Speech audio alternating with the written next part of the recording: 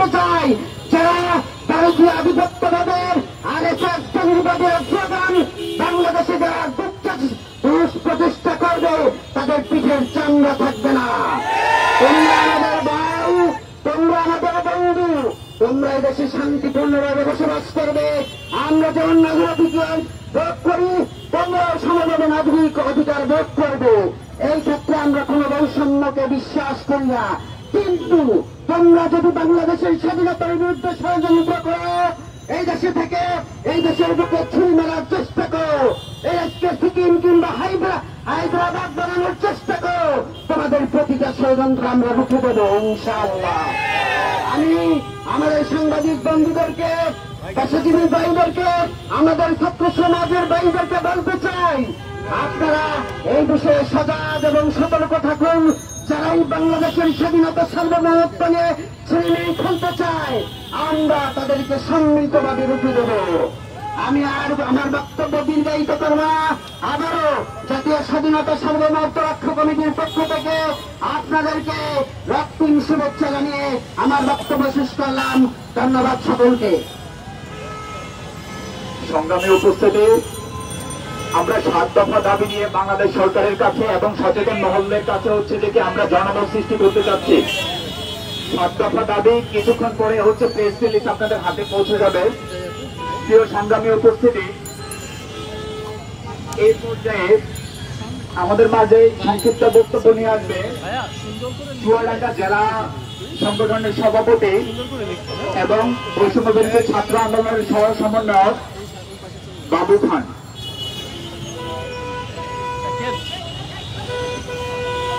উপস্থিতিবৃন্দ সবাইকে আসসালামু আলাইকুম। দীর্ঘ 2.5 মাস লড়াই সংগ্রামের মাধ্যমে নতুন একটি বাংলাদেশ স্পষ্টভাবে বাঙালি জাতিকে আবারও আমরা বলতে চাই, এই বাংলাদেশ আমাদের, ভূষা আমাদের, তেতুলিয়া আমাদের, পাথুরিয়া আমাদের, প্রত্যেকটা জায়গা আমাদের, পার্বত্য চট্টগ্রামে আমাদের। পার্বত্য চট্টগ্রাম নিয়ে সংখ্যালঘু সম্প্রদায়ের যারা আছে তারা যে ষড়যন্ত্র করছে তাদের উদ্দেশ্যে করতে চাই, কোন চুমুল নয়, আমার দেশের নাম বাংলাদেশ, বাংলাদেশই থাকবে। বাংলাদেশ বাংলাদেশ আজাদ বাংলাদেশ থাকবে। যারা সংখ্যালঘু আছে তাদের প্রতি সম্মান শ্রদ্ধা রেখে বলতে চাই, বাংলাদেশকে নিয়ে এক বিন্দু পরিমাণে ষড়যন্ত্র করবে। জাহিদ শেখ হাসিনা যেভাবে দেশ ছেড়ে পালিয়েছে, আপনাদের কাছে এইভাবে দেশ ছেড়ে পালাতে হবে। শেখ হাসিনা তো দেশ ছেড়ে পালানোর সুযোগ পেয়েছে, পরবর্তীতে বাংলাদেশ নিয়ে কোন ষড়যন্ত্র করলে আপনারা এই দেশ ছেড়ে পালানোর জায়গা পাবেন না। উপজাতি সন্ত্রাসীরা যারা বাংলাদেশকে নিয়ে ষড়যন্ত্র লিপ্ত আছেন এবং ভারতের যেসব দালালেরা, আওয়ামী লীগের দোসরেরা আপনাদেরকে উস্কানি দিচ্ছে, তাদের উদ্দেশ্যে বলতে চান, আপনারা বিগত দিনে দেখেছেন শেখ হাসিনা দেশ ছেড়ে পালিয়ে যাওয়ার ইতিহাস। আপনাদেরকে সতর্ক করে বলতে চাই, আপনারা বাংলাদেশ নিয়ে আর কোন ষড়যন্ত্র করবেন না। স্পষ্টভাবে আমরা বাধ্যতামূলক বলতে চাচ্ছি, বাংলাদেশকে নিয়ে আর এক বিন্দু পরিমাণে যদি ষড়যন্ত্র হয়, শেখ হাসিনা প্রতিরোধের অবস্থা ভয়াবহ হবে। আমি আমার বক্তব্য বেশি করবো না, যেহেতু এখন অনেকে কথা বলবে। বাংলাদেশ দীর্ঘজীবী হোক, সবার কাছে প্রার্থনা করি আমার বাংলাদেশের জন্য। ধন্যবাদ সবাইকে। বাবু ভাই, বাংলাদেশের সার্বভৌমত্বের প্রশ্নে যে বাঙালি জাতি কখনো ছাড় দেয় নাই, বাঙালি জাতি কখনো আপোষ করে নাই, সকল ষড়যন্ত্রের বিরুদ্ধে বাঙালি জাতি তার রক্ত দিয়ে, তার জীবন দিয়ে সারা পৃথিবীর বুকে আজ পরিচিত।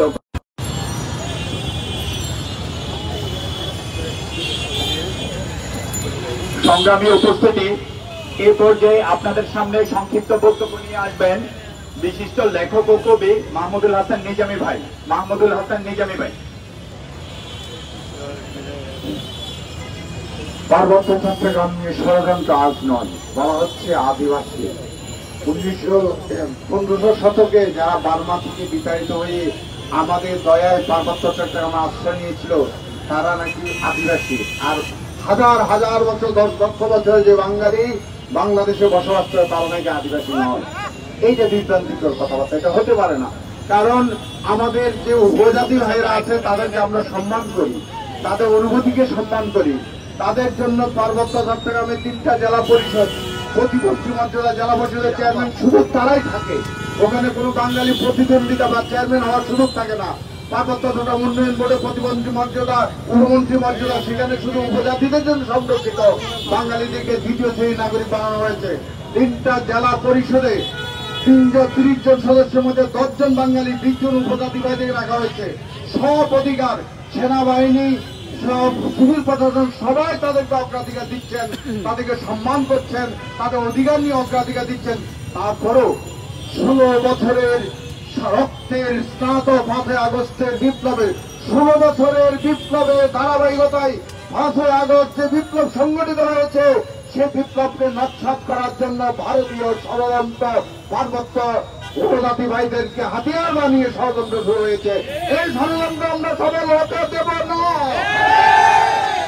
এবং একের পর একবার আনসার দিয়ে নাটক করা হলো, আমাদের সংখ্যালঘু ভাইদেরকে দিয়ে বিভ্রান্ত করা হলো। 5 আগস্টের বিপ্লবকে বিভ্রান্ত করার জন্য, নস্যাৎ করার জন্য ভারতীয় নীল নকশা, রয়ের নীল নকশা রুখে দিতে ছাত্র জনগণ আবার রাস্তায় নামবে। সবাইকে শুভেচ্ছা। আমার দেশের মাটি, অখণ্ডত্ব বাংলা, অখণ্ড বাংলাদেশ রক্ষা, পার্বত্য চট্টগ্রাম আমার, পাহাড় আমার, রাঙ্গামাটি আমার, বান্দরবান আমার। যেমনি ভাবে পাহাড়ি উপজাতি ভাইদের জন্য এই ক্যাম্পাসও তাদের, তারা যেভাবে এখানে মিছিল করে গেছে, আমরাও সেখানে করব। আমরা তাদের সাথে সহাবস্থান করব। কেউ যেন অশান্তি সৃষ্টি করতে না পারে, দেশকে ক্ষতিগ্রস্ত করতে না পারে, সে ব্যাপারে সবাই সোচ্চার থাকবেন। সবাইকে শুভেচ্ছা। বাংলাদেশ জিন্দাবাদ।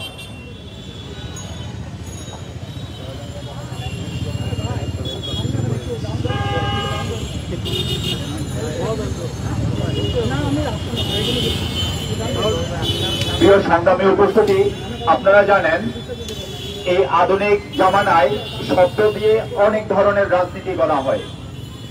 জিও পলিটিক্সের খুব গুরুত্বপূর্ণ একটা ইস্যু হচ্ছে শব্দ পলিটিক্স, শব্দ কূটনীতি।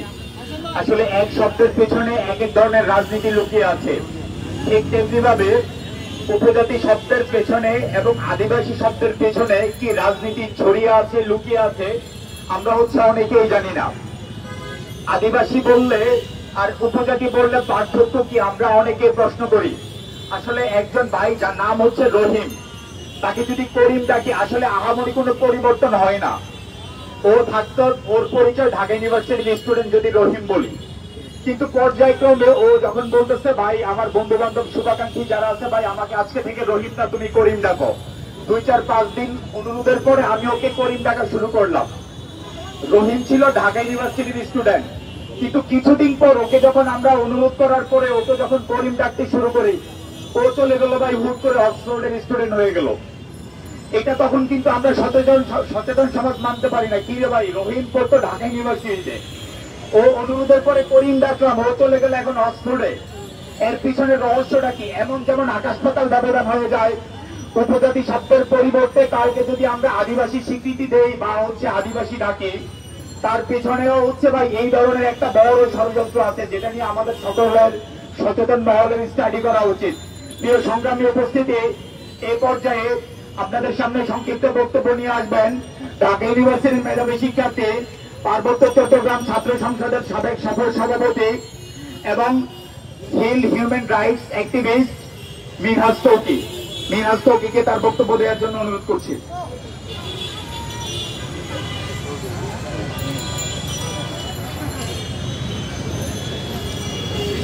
প্রিয় সাংবাদিক বিন্দু, উপস্থিত আজকের এই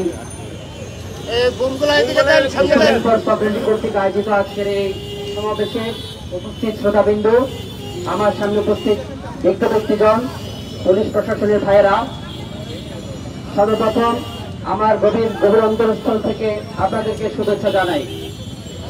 আমার বাড়ি রাঙামাটি লঙ্গুদ উপজেলায়, আমিও সেখানকার একজন স্টক হোল্ডার। সেই জায়গা থেকে বলছি, পার্বত্য চট্টগ্রামে অনেক ধরনের ভিকটিম রুল কার্ড ব্যবহার করা হয়। তার মধ্যে আমি বাঙালি হিসেবে আমি একটা কার্ড, আমাকে বলা হয় সেটলার। সেটলার শব্দটা কোথা থেকে আসলো এটা আমি জানি না। আমি রাঙামাটিতে আমার তিন পুরুষ রাঙ্গামাটিতে জন্ম, এবং এর আগেও ছিল কিনা আমি জানি না, আমি তিন পুরুষের নামই জানি। কি করে আমাকে সেটেলার বলে সেটা এখন আপনাদের কাছে আমি আজকে প্রশ্ন রেখে গেলাম। তাহলে পার্বত্য চট্টগ্রামে কি শুধু ওই এরশাদ সাহেব কিংবা জিয়াউর রহমানের আমলে কিছু বাঙালি জনগোষ্ঠীকে নিয়ে যাওয়া হয়েছিল? ওরা ছাড়া পার্বত্য চট্টগ্রামে কোনো বাঙালি জনগোষ্ঠী ছিল না। ওখানে এর অনেক আগ থেকেই অনেক বাঙালি জনগোষ্ঠী ছিল, যারা কাপ্তাই লেগে ক্ষতিগ্রস্ত অনেক বাঙালি আছে, যাদেরকে বাগাইছড়িতে ট্রান্সফার করা হয়েছে, যাদেরকে পানছড়িতে ট্রান্সফার করা হয়েছে, যাদেরকে বান্দরবানের আলীকদমে ট্রান্সফার করা হয়েছে। তার মানে সেখানে কি একদিন দুই দিন ধরে বাঙালি জনগোষ্ঠী বসবাস করে? আজকে আমাদেরকে বলা হয় সেটলার। এই শব্দটা এরা কি করে ব্যবহার করে আমি জানি না। বাংলাদেশের জনগণকে যে দেশ 1971 সালে এক সাগর রক্তের বিনিময়ে আমরা দেশ পেয়েছি, যে বাঙালি জনগোষ্ঠী দেশটা স্বাধীন করেছে, সে বাঙালি জনগোষ্ঠীকে তারা সেটলার বলে। এই দোষক তাদেরকে কে দিয়েছে? আজকে প্রিয় সাংবাদিক ভাইরা, আপনাদেরকে একটা বিষয় আমরা বলতে চাই। আপনারা দেখেছেন গত কিছুদিন ধরে পার্বত্য চট্টগ্রামে কিভাবে মব কিলিং এর নামে মানুষকে হত্যা করা হচ্ছে। কিছুদিন আগে মামুন নামে একজন ফার্নিচার ব্যবসায়ীকে হত্যা করা হয়েছে। আর এটার জেরে খাগড়াছড়ি রাঙ্গামাটিতে একটা ভীতিকর পরিস্থিতি। আমরা এটা বন্ধ করার জন্য সবাই চেষ্টা করে যখন সম্প্রীতির ডাক দিলাম, ঠিক তার কিছুদিন যেতে না যেতে গত পরশুদিন খাগড়াছড়ি টেকনিক্যাল স্কুল অ্যান্ড কলেজের একজন শিক্ষককে, তার প্রধান শিক্ষক, সে শুধু সাধারণ কোন শিক্ষক নয়, উনি প্রধান শিক্ষক, তাকে তার চেম্বারের মধ্যে এসে কিছু উপজাতি শিক্ষার্থী তাকে মেরে ফেলল। এই যে হত্যাকাণ্ড, এটা রেস্ট আছে।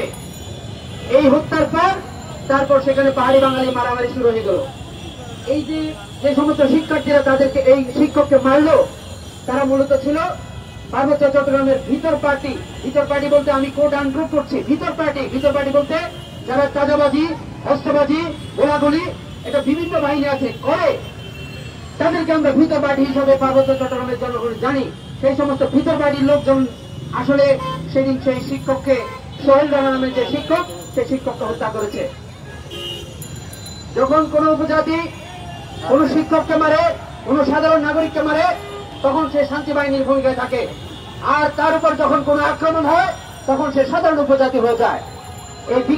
এই ভিকটিম কার্ড গুলা তারা ব্যবহার করে আসছে দীর্ঘদিন ধরে। এরপর তারা বলছে যে সোহেল রানা নাকি একজন ধর্ষক। যদি ধর্ষক হয় আমরা তার বিচার চাই, আমরা তার বিচার চাই, কিন্তু তাকে মেরে ফেলার অধিকারটা কে দিয়েছে তাকে? আমরা যেটা জানলাম, পার্বত্য চট্টগ্রাম অন্তত 100টির উপরে ঘটনা আছে। এই ঘটনাগুলো হচ্ছে উপজাতি অধ্যুষিত এলাকা, কিন্তু বাঙালি শিক্ষক হচ্ছে সেখানকার স্কুল প্রধান কিংবা কলেজ প্রধান কিংবা কোনো ডিপার্টমেন্টের প্রধান হয়, তাকে কোনো না কোনো ভাবে দর্শকের পরিচয় নিয়ে ওই স্কুল ছাড়তে হয়। এই দর্শক কেন বলা হয়? কারণ হচ্ছে দর্শকের পক্ষে আমরা কেউ নেই, এবং আমিও ঘৃণা করি। কিন্তু পার্বত্য চট্টগ্রামে যারা দর্শনকারী হিসাবে পরিচিত করার জন্য চেষ্টা করে, তারা কিন্তু একটা ভিকটিম রোল কার্ড ব্যবহার করে।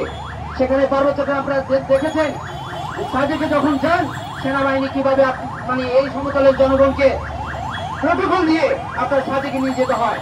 প্রোটোকল সবাই দিয়ে দেখেন আপনাদেরকে কিভাবে তারা সেখান থেকে কিডন্যাপ করে, সেটা তখন বুঝতে পারবেন। আজকে আমাদের সমতলের কিছু বাঙালি ভাইয়েরাও আছেন যারা এই ষড়যন্ত্রকারীদের এই ভিকটিম রুল যারা প্লে করে, তাদের বিরুদ্ধে কথা না বলে, ষড়যন্ত্রকারীদের বিরুদ্ধে কথা না বলে, বরঞ্চ ওখানকার স্থানীয় বাঙালিকে তারা আবার সেকুলার বলে। খুব বছিরাই আপনাদের বিরুদ্ধে ব্যবস্থা নেওয়া হবে। উপস্থিতি সোহেল রানা স্যারকে তারা হত্যা করে এখন তারা কর্মসূচি দিয়েছে যে বাজার বর্জন কর্মসূচি। আমরা বলতে চাই, বাজার বর্জন কর্মসূচি দিলে এই ক্ষতিটা কার হবে? সাধারণ উপজাতি যারা আছে, যারা কোনো সংঘাতের সাথে নাই, উৎপাদের সাথে নাই, যারা কোনো ষড়যন্ত্রের সাথে নাই, তারা ক্ষতিগ্রস্ত হবে। তাদেরকে ওখান থেকে বের হতে দেওয়া হবে না। তাহলে বাংলাদেশের প্রশাসন, বাংলাদেশের সেনাবাহিনী, বাংলাদেশের রাষ্ট্রযন্ত্র কেন বসে আছে? তারা যে ষড়যন্ত্রগুলো করছে, এই ষড়যন্ত্র বন্ধের জন্যই আমি বলবো অতি সত্বর সেই পার্বত্য চট্টগ্রাম থেকে যত অস্ত্র আছে সেই অস্ত্র উদ্ধার করার জন্য তারা যেন অভিযান দেয়। যদি সেনাবাহিনী সেই অভিযান না দেয় তাহলে কিন্তু পার্বত্য চট্টগ্রামে এই ভারতের মদতপুষ্ট এই সন্ত্রাসী গোষ্ঠী পার্বত্য চট্টগ্রামকে অস্থির করে তুলবে। আপনারা জানেন যারা পার্বত্য চট্টগ্রামের শান্তি বাহিনী কিংবা ইউপিডিএফের সশস্ত্র শাখা, কেএনএফ এর সশস্ত্র শাখা, যেগুলো জানেন এগুলো হচ্ছে সমতলের যারা সর্বহারা পার্টি, গণফোর্স, জনযুদ্ধ, এদের সাথে সমান তাল রেখেই পার্বত্য চট্টগ্রামের শান্তি বাহিনী গঠন করা হয়েছিল। আজকে সমতলের সর্বহারা পার্টি, গণফোর্স, জনযুদ্ধ এরা কিন্তু বিলীন হয়েছে পার্বত্য চট্টগ্রামে। আজকে কিন্তু ওই উপজাতি যারা সন্ত্রাসী আছে তাদের যে শান্তি বাহিনী কিংবা কেএনএফ তাদেরকে কিন্তু প্রতিহত করা হয়নি, বরঞ্চ তাদেরকে সিম্পিতি দেখিয়ে দেখিয়ে আজকে মাথায় তুলেছে। আমরা বলবো অতি সত্বর সরকার যেন তাদেরকে এই সমস্ত অবৈধ অস্ত্র উদ্ধার করে এবং সাথে সাথে পার্বত্য চট্টগ্রামের সমস্ত জনগোষ্ঠীর নিরাপত্তা নিশ্চিত করে। প্রিয় উপস্থিতি, পার্বত্য চট্টগ্রামে যারা বাঙালি জনগোষ্ঠী আছে 1997 সালে একটি অবৈধ গণতান্ত্রিক একটি কালো চুক্তি করেছিল। সেই কালো চুক্তির মধ্য দিয়ে পার্বত্য চট্টগ্রামের জনগোষ্ঠীকে দ্বিতীয় শ্রেণীর নাগরিক হিসাবে তৈরি করা হয়েছে। তাদেরকে পার্বত্য চট্টগ্রাম উন্নয়ন বোর্ড, পার্বত্য চট্টগ্রাম মন্ত্রণালয় থেকে পার্বত্য চট্টগ্রাম অন্তত 10টি প্রতিষ্ঠানের মধ্যে তারা প্রতিনিধিত্ব করতে পারবে না, এইরকম একটি লিখিত চুক্তি করা হয়। এটা কি করে? যে গণতন্ত্রের জন্য, যে বাক স্বাধীনতার জন্য আমরা লড়াই করে 1971 সালে বাংলাদেশ স্বাধীন করেছি এবং 24 সালে বৈষম্য বিরোধী আন্দোলনের মধ্য দিয়ে বাংলাদেশকে দ্বিতীয়বার বাক স্বাধীনতা ফিরিয়ে দিয়েছে, সেই দেশের মধ্যে কি করে একটা জাতিগোষ্ঠীকে, একটা জনগোষ্ঠীকে শুধুমাত্র বাঙালি জনগোষ্ঠী হওয়ার অপরাধে তাদেরকে তাদের সাংবিধানিক গণতান্ত্রিক অধিকার থেকে বঞ্চিত করে আমরা জানি না। ডক্টর মোহাম্মদ ইউনূস সাহেব, আমরা আশা করি আপনার মধ্য দিয়ে এই পার্বত্য চট্টগ্রামের সেই সমস্যার সমাধান হবে। যদি আপনি বিশ্ব বৈশ্বিক মানুষ, আপনি পার্বত্য চট্টগ্রামের সেই সমস্ত বাঙালি জনগোষ্ঠীর অধিকার নিশ্চিত করবেন, সেটা আমরা আপনার কাছে আশা রাখি। যদি আপনিও ব্যর্থ হন তাহলে কিন্তু পার্বত্য চট্টগ্রামের জনগোষ্ঠী তাদের সিদ্ধান্ত নেবে তারা কিভাবে এই সমস্যার সমাধান করতে হয়। এই বলে আমি আমার বক্তব্য এখানে শেষ করছি। আল্লাহ